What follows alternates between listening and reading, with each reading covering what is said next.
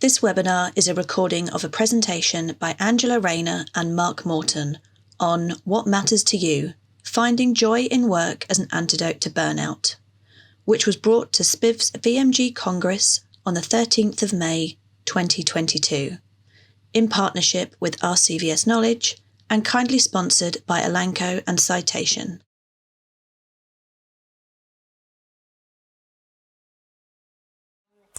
Thanks to RCVS Knowledge for asking us to be here today to talk about our experience with this thing called joy in work, and so we're really excited to be here to share it with you. So thanks very much.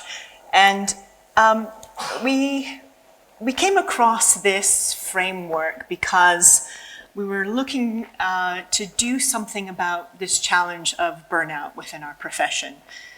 And of course, it was, or it has been, an issue for us even before the pandemic, but it really has, the last couple of years has really amplified it for us, hasn't it? And so it's one of our biggest challenges, I think, that we face now.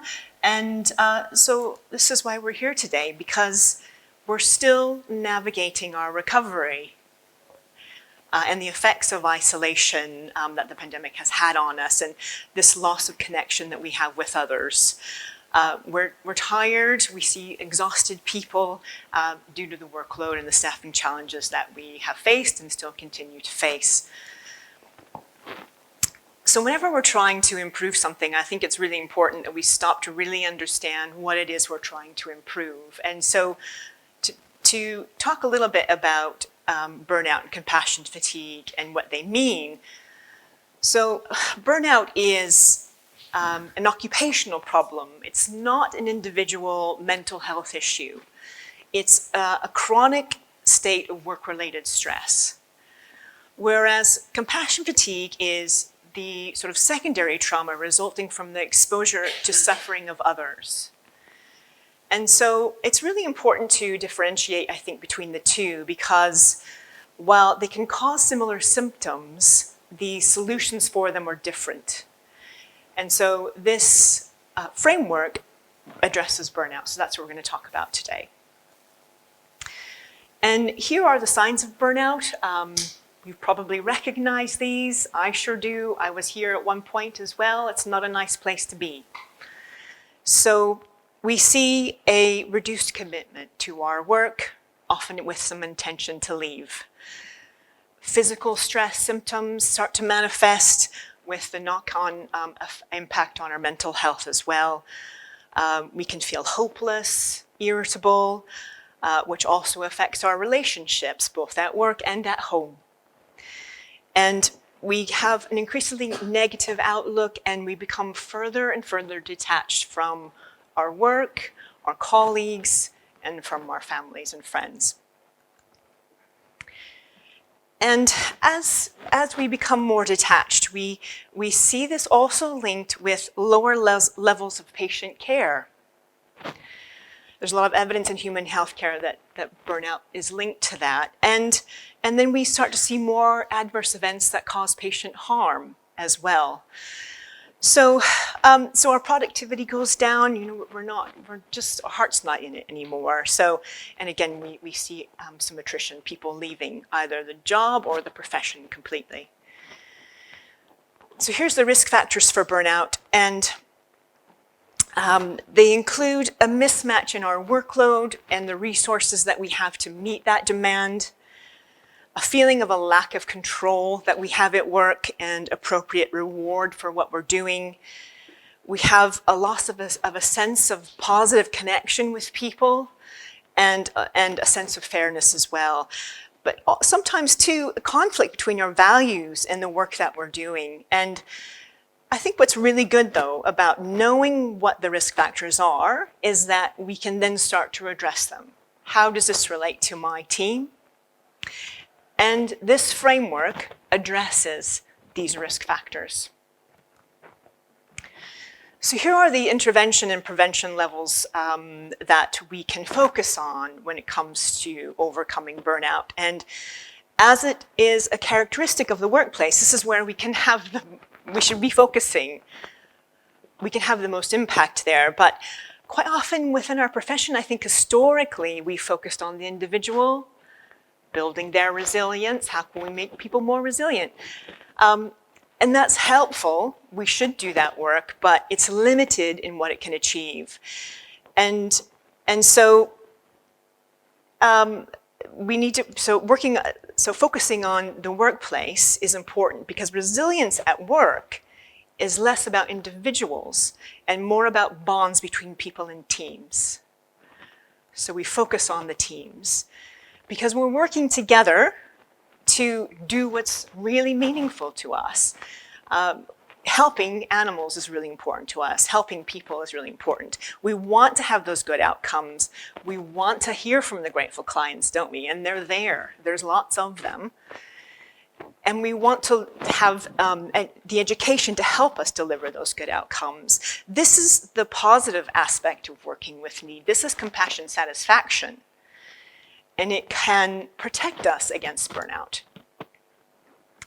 So we have this challenge of burnout in our profession. And so quite often as we do, we turn to our counterparts in human healthcare. What are they doing about it? Because they're facing similar challenges, aren't they? I think we can all agree with that. So what are they doing about it, and what can we learn from them? And this is where we found the framework. It's an evidence-based framework developed by the IHI, the Institute for Healthcare Improvement. And it was developed to overcome burnout in human healthcare. So we thought, right, this looks pretty good. Let's see if we can apply it to our profession. But first, the framework teaches us that joy is more than the absence of burnout, just as health is more than just the absence of disease. It teaches us that we want to have control over our work life and be able to act within our values, and we want to belong. We want to feel valued and supported by our colleagues, and we want to feel the same towards them. We want to deliver those valued outcomes, and we want to feel effective at work. And quite often, because working in the vet profession is hard, and so connecting to the reason why we do it, our meaning and purpose, is really important to keep us going, to keep our energy going. But then as well, when we're working to solve our problems, that we're doing it together, that the teams who are doing the work are best placed to come up with solutions because they know the work best. So here's the framework, basically on one slide. This is all you need to know. So we ask teams, what matters to you? How do you know you make a difference? What does a good day look like? And what gets in the way of that? What are the pebbles in your shoe? What are those things that annoy you, frustrate you in your day? What are the things that get in the way of you being able to do your job in the way that you want to?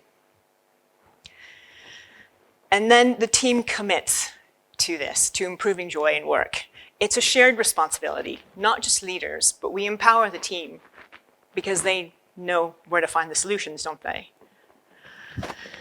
And then we use quality improvement methods and tools to help us to know whether or not we're making a difference. And the outcome of that is patient experience improves, we're more productive, and staff burnout decreases. So this is the wheel of joy, I like to call it. The areas that of focus that we want to really pay attention to as we go through this process. And it really is a shared responsibility. So we see here for individuals that we're responsible for identifying these improvements and measuring our progress, but also looking after our own wellness and resilience, yes? So to add to that, for managers, is the team working together well, ensuring good teamwork, and this whole shared responsibility, shared leadership model of improving joy in work. And then senior leaders, on top of that, are responsible for physically and psychologically safe working environment, connecting the team to their meaning and purpose, because we know that's really important, empowering the team to have a feeling of control at work, and of course, some recognition and rewarding appropriately. So as we so we're still with human healthcare now, and we're learning from how they undertake this framework in a hospital in Brazil, in hospital ward. So we're going to go visit them and see what they did. So they asked their team what matters to them. What does a good day look like? What gets in the way? What are the pebbles in your shoe? And you see, it's just Post-it notes up in a board. It's not too difficult, is it? And so they took all those ideas and these ideas for change, and they grouped them into themes. And they said, okay, guys, who wants to help with this? Who wants to help identify solutions to these problems? And then they shared their achievements and celebrated those. And when we start to look at these themes and how we act on them, we tend to see three categories of action. Those things that we can fix right now, we can do tomorrow. These are quick wins. Do them straight away, because it really helps to build the momentum to keep things going. And then there are things that we need to find new ways to do better than we currently do.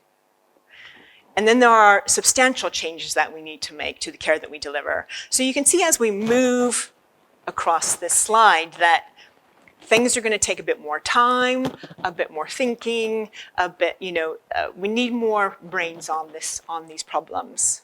But it's the team working together to find the solutions. Collaboration on shifts was also really important to them. So they installed a ballot box at the unit so the teams could evaluate how well they were collaborating on the shift. So white balls meant they were collaborating really well. Orange balls, well, something got in the way. We didn't really work together as we would have hoped. And at the end of the shift, each employee chose a ball and put it in the box. You can really easily see, can't you? It's a really easy visual of how well we collaborated. And you can measure that, and you can measure your progress over time. And you can see that they've made some really great progress in improving collaboration.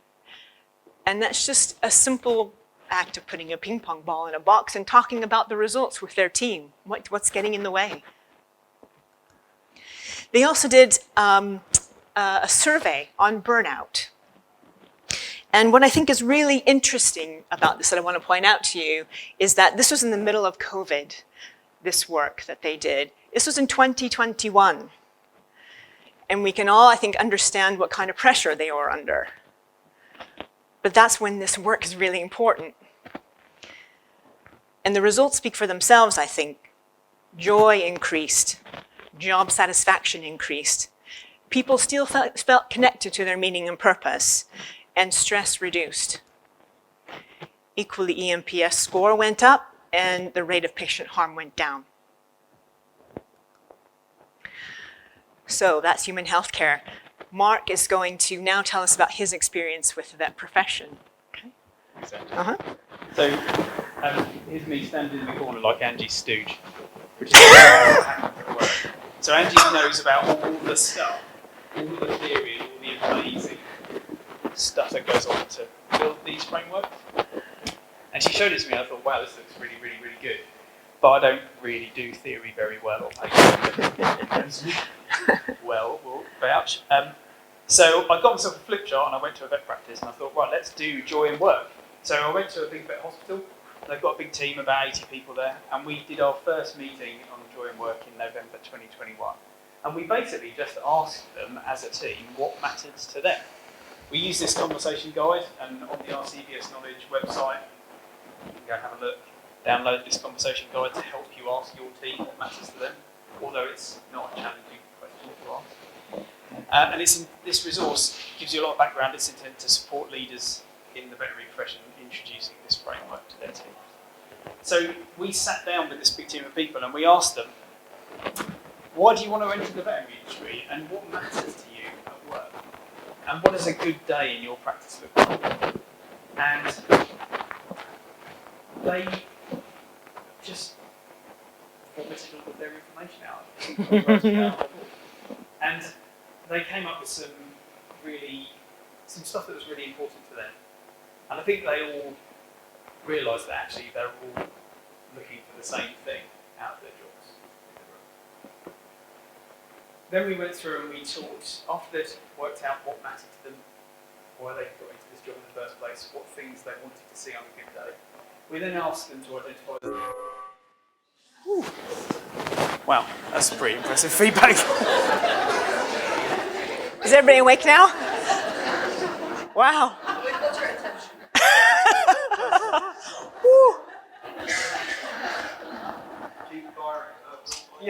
Okay. Different microphone. Can anybody still hear? I think I am in this ear, yeah.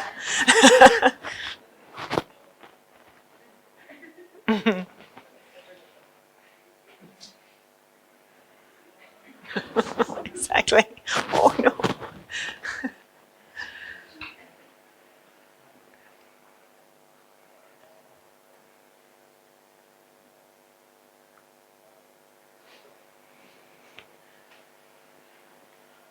Anybody actually hear me anyway, but even without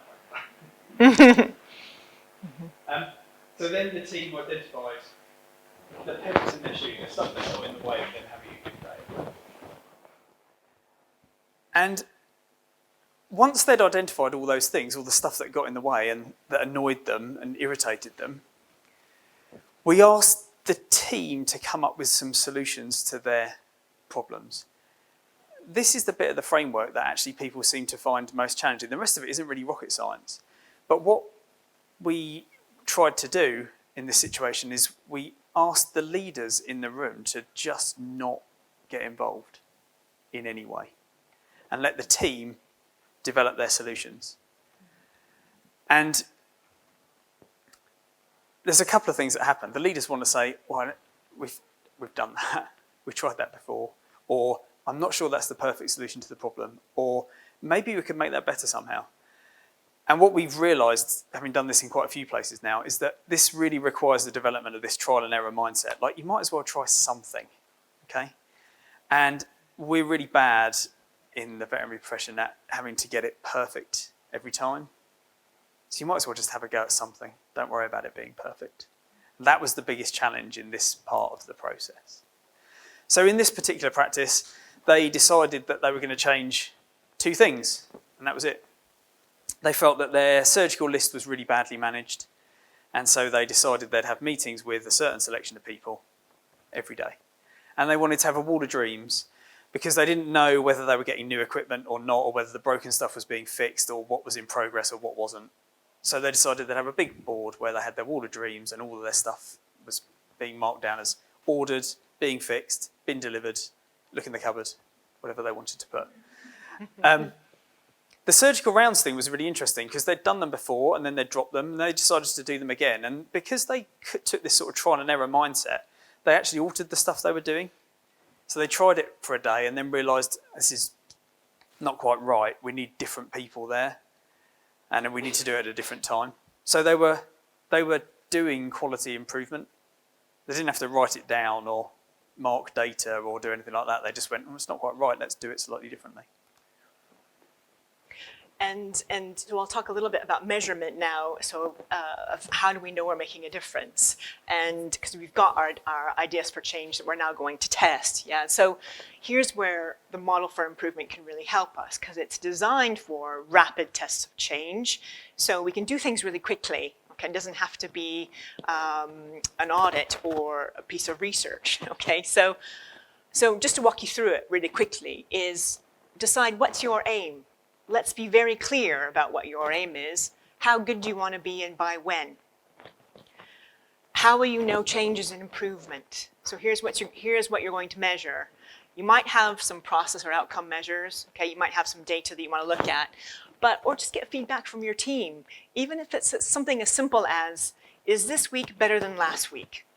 If it is, fantastic. And then what changes can we make that will help us achieve our aim? So these are the things that we're going to test. We're going to put in our PDSA cycle, okay? So we've got our plan. We know what we're going to test. Now we're just going to do it, okay? And then we're going to get some either measures or some feedback, and we're going to study that. We're going to ask the team, why do we have the results that we do? Let's make some sense out of that. And we're going to learn loads along the way. And so then we're going to act on those results. So either we're going to adopt it, we're going to keep going with this change, or we're going to adapt it.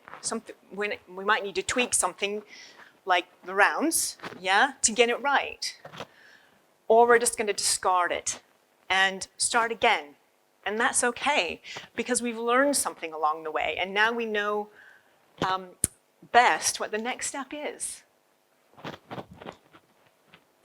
And then a little bit about sustaining the work, because to keep moving forward with this work, we need a strategy, because it's not going to happen on its own.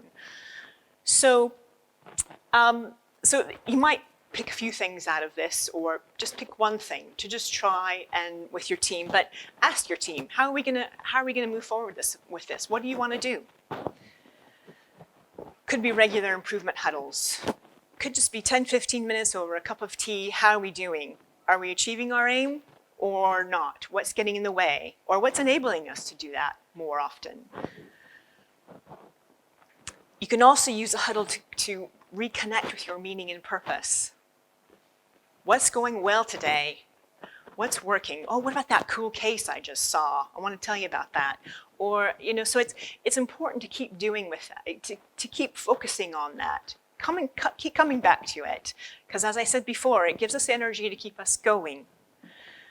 And celebrating our achievements. Again, this is all kind of energy work, right? I don't want to say that too loud, but when we celebrate our achievements, it gives us more energy. It gives us more energy to keep going. So, but also, again, you might put a board up in your practice for people to contribute outside of a meeting. Because you might not think of everything, inside of a meeting. You might be working with a patient and being like, oh, this thing is really annoying me. I'm going to go put it on the board. Because you might forget about it between now and the next huddle. Or even put something up that, cool stuff, good stuff that's happening.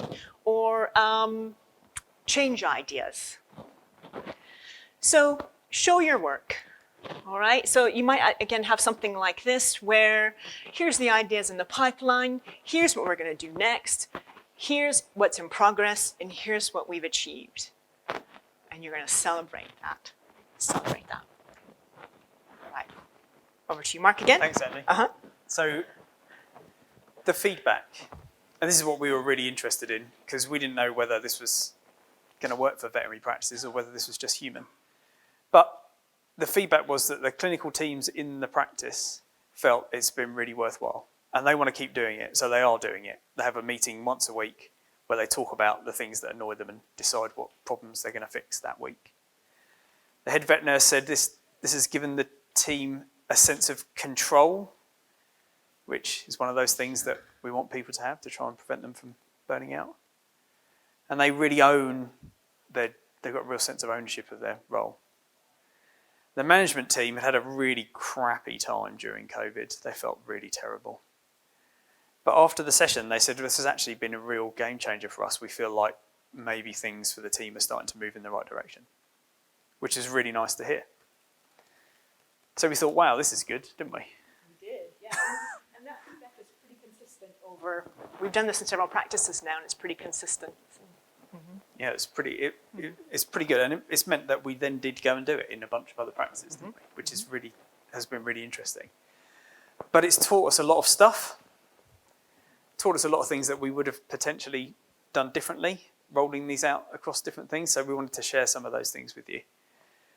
I think the first thing and the most important thing is when you go into these sessions, I'd really encourage you, if you're going to do this with your team, to let go of any of the preconceptions that you might think about what needs to change with your team. Because if you go in with a preconceived idea of what changes you want to get out the other end, you're not going to let go of this and let the team decide. And because of that, I think delivery of the session is really important.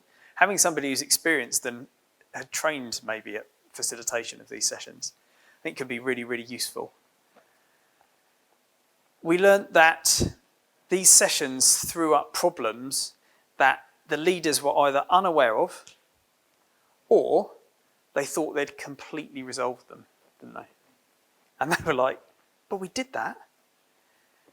And so it gave them different ideas about whether they'd actually solved that problem properly or whether they needed to communicate what they were doing a lot better with their teams. And what's really, really interesting was that different practices clearly have very different levels of psychological safety. And psychological safety for this framework seems to be absolutely key. So people really need to be able to say what they want to say. And we've achieved that in a few different ways. We've blatantly said, come on, you need to be able to tell me what you think. Because I work for a big group, I've, said some of the things that people are afraid to say. And then that opens the floor for people to then come and, give us their own ideas. And it was just really, because we've stressed the importance of psychological safety in this process, and there's been a lot of discussion today around this topic and how really important it is. And so, it's a topic all on its own. So I just wanted to give you this resource, this book by Emmy Edmondson, The Fearless Organization, because it not only gives you great sort of an evidence base for why this is really important, but also the how-to, the practical aspect of how do we create this within our teams? Because sometimes that's where, we deal a lot with theory, but also it's the how. How do we do it? So I highly recommend it. It's a really easy read. But equally, there are things that we can do tomorrow that create psychological safety within our with our teams. If me as a leader, if I'm saying I've made a mistake, I can talk to you about my mistakes, or I don't know, is also a really good one. I don't know the answer to that. Let's find out. So, but also this framework starts to build psychological safety because the team is coming together, they're sharing their meaning and purpose in their work, they're learning more things about each other, they're problem solving together. So it starts to build it anyway and foster that, but we can't stop there, we have to keep going. So, but equally, you don't have to be the boss to be a leader, do you? Anyone can do this. So really recommend that. So thank you, Mark. I think what we've really found is that when you're going to roll this out into your team or with your team, this is really about leadership. We found that it's important to have the leaders in the room to give their sort of their implicit authority and their empowerment to the team that these changes are okay. The changes that the team come up with are okay to do. And we had an interesting experience at our own senior leadership group, didn't we, where ideas were going around the room and actually it took the person in charge to sort of say, it sounds like you guys all think that's a great idea, should we do it? So having that person there in the room is important, but it really is about the team's ideas being the ones that come to the fore. We're not managing people. We're not coming in and saying, right, we've got a great idea and now you guys are all going to do that. We're leading them and saying, right, this is what you guys all believe in. These are the things that matter to you. What do you want to do to make your life better and improve your environment at work? And because of that, I think it's really important that you make sure that all of the voices in the room are heard. And that does come back again to psychological safety. Everybody's got to feel safe. And sometimes you have to tease this stuff out. Sometimes we have to give them another way of putting their voice in, give them another way of submitting an idea. And there are all sorts of things out there. There's apps out there to do that. There's all sorts of things, aren't there, Angie? One-to-one sessions. One-to-one sessions, little anonymous suggestion boxes, all sorts of stuff that you can use. And then one thing that I would really encourage you to do, you might come out of this session with two changes that the team think are a brilliant idea. I really encourage you to actually do them. If you say to the team, hey, listen, guys, I really want your ideas. I want you to tell me what it is that I can do to make your life better. And they tell you exactly what that is, and then you walk away and you don't do it. That's not a good look. They do not want to come back and do these sessions again, and they probably don't want to continue working in that environment. So it really is about the team deciding. And as we said at the beginning, that try it and see. We've just been through the try it and see cycle. It's got a proper name, the PDSA cycle, but we like it to be the try it and see cycle because you just want to try something and see. If you leave everything the same, it'll still be the same tomorrow. If you just make a change, any change, if you think it'll be better, give it a try. If it isn't better, what have you lost? You just go back to how you were today. And so we looking at this, aren't we, as what helps us out as employers. And I'm assuming that you guys are thinking the same sort of thing.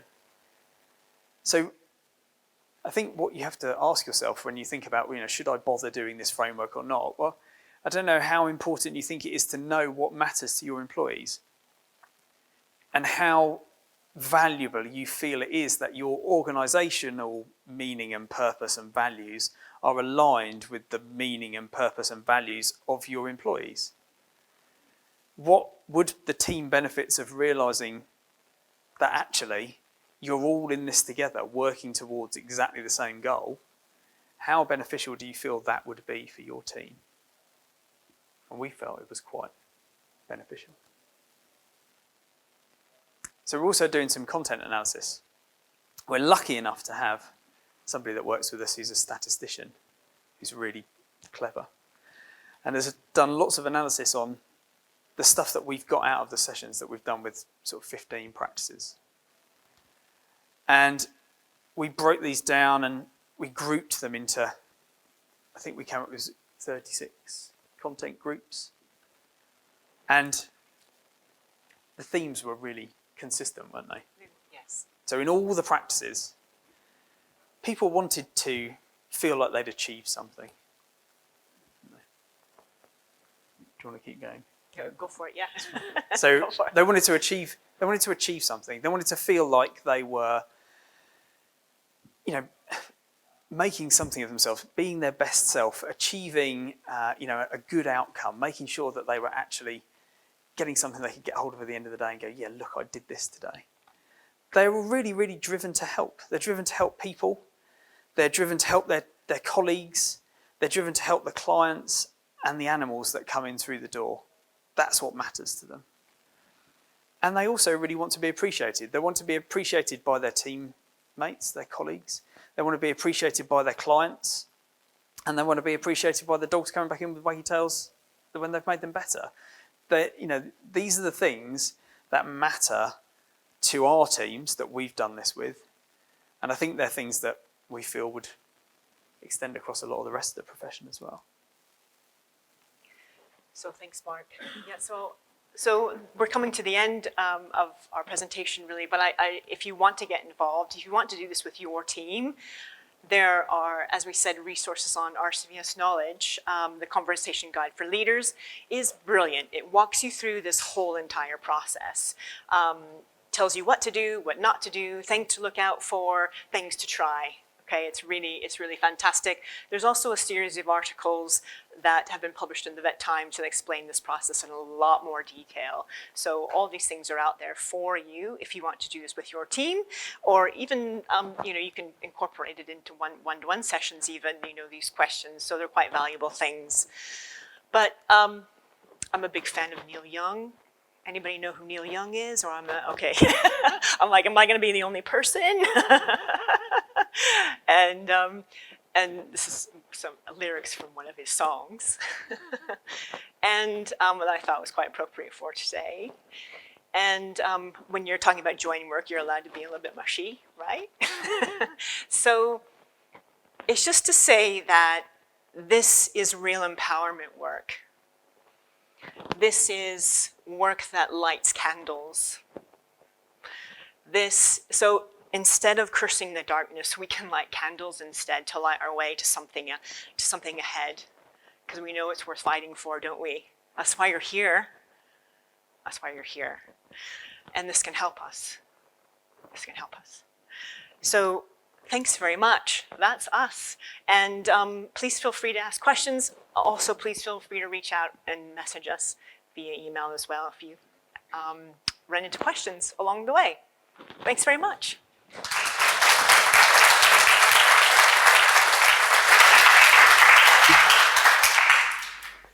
if everyone wants to cover their ears just in case.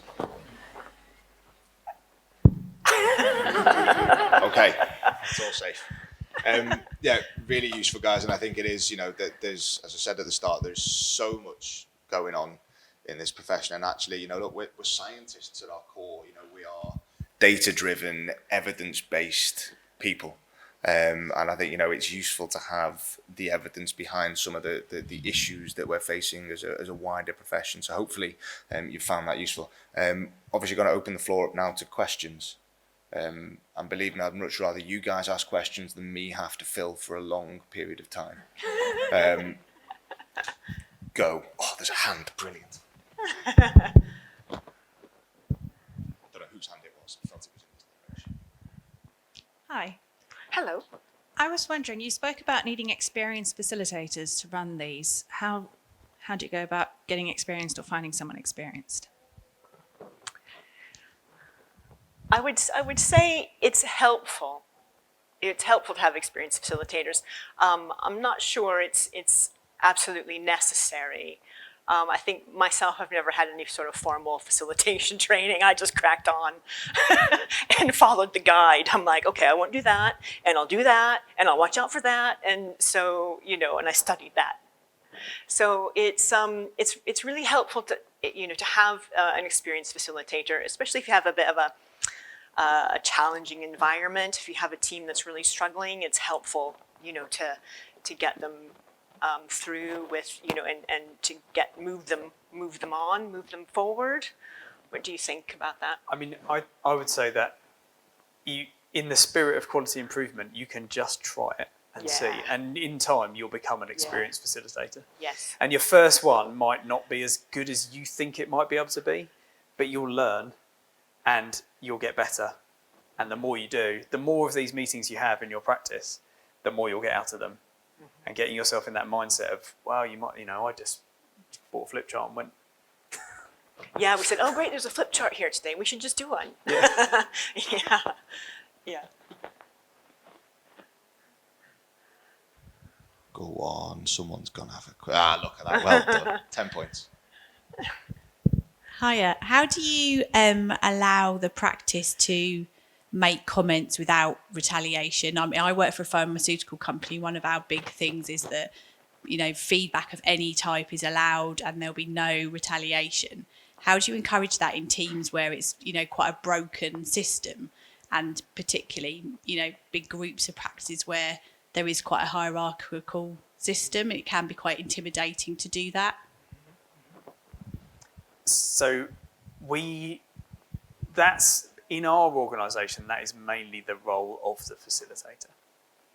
So if I'm there, I want them to bring all this stuff out, and the leaders are in the room, and I'm there to moderate that discussion and to make sure that it is a non-judgmental, pleasant experience for all concerned, which can be challenging sometimes. But that, I think, is the bit. If you're going to go and do this framework and you've never had to deal with that sort of hierarchical situation and trying to moderate people's behaviour, it can be a bit more challenging. But I think, that's the role of the facilitator in that situation. Yeah. And also it's because at the end of the day, this is about improving work processes as well. So focusing on the process, not necessarily a person. Yeah, so you can make that sort of differentiation, but you can also, if you feel like you have that kind of environment that you're working with, you can do some work on psychological safety first. Yeah, which is really important to do that, I think, first before then you move into that sort of, into the framework, if that makes sense. Okay.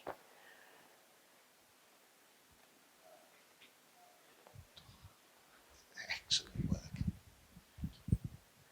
Hiya.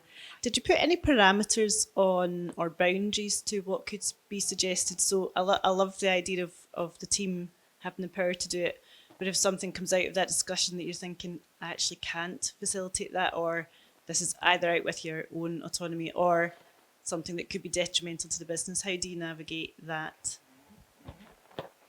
We call them boulders. not pebbles, yeah. And it is sometimes about managing some expectations around what is within our control to affect, what we can influence and what we need to ask for help for. But we do, there are things that will just be completely out with anyone's control, and we just need to find out ways to respond to it. How are we going to deal with this thing? Yeah, so it's, sometimes you do have to manage the expectations around that, but you can say, okay, well, this thing here is going to take some time, or we need to ask for help with it. We'll keep it on the board, we'll keep it there, but we just have to manage expectations that that's going to take time, and we may need help. Does that make sense? Yeah, but we can also focus on all this other stuff that we can do really quickly. What do you think? And I mean, the thing that struck me in all of these sessions that I've done, there are some huge boulders. There's some huge things that people want solved in their practice. Yet they never choose those as the areas they want to improve. People are aware. Your team will sit there and go, they'll all come up on the board. We haven't got enough staff. Everybody wants to be paid more money. All of these things that they know are huge challenges across the whole profession. They'll put them on the board, but they'll never sit there and say, right, well, we have to solve that. That's the only thing that's going to work. They'll choose one of the myriad of other things that they can resolve themselves. We're finding that most things that people come up with are within their own control to change. Yeah, in our experience so far, anyway.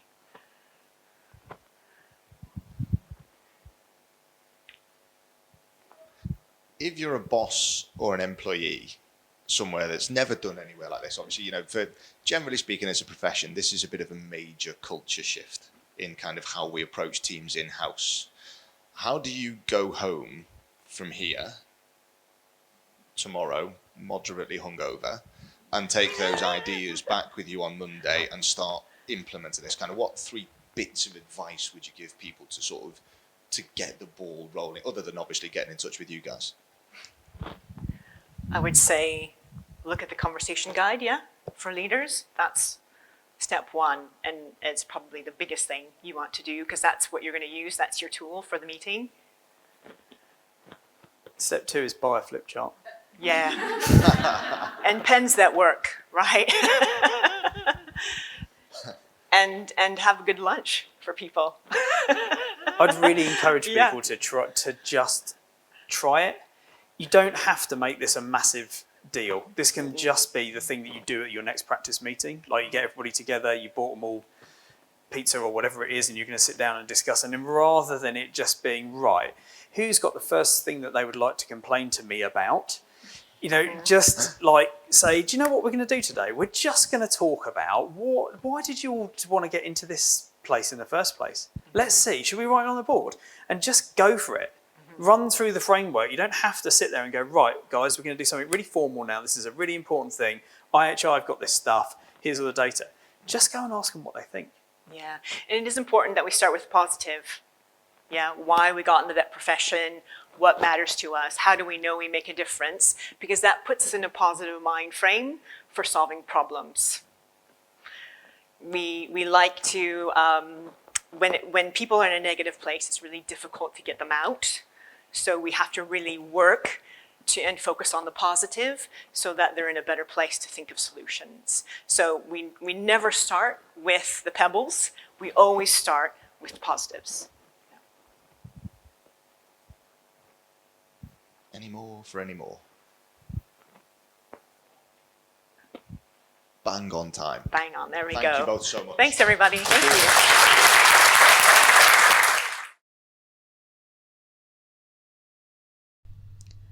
You can find more information about quality improvement and free resources to help you embed quality improvement techniques in your practice at rcvsknowledge.org/quality-improvement.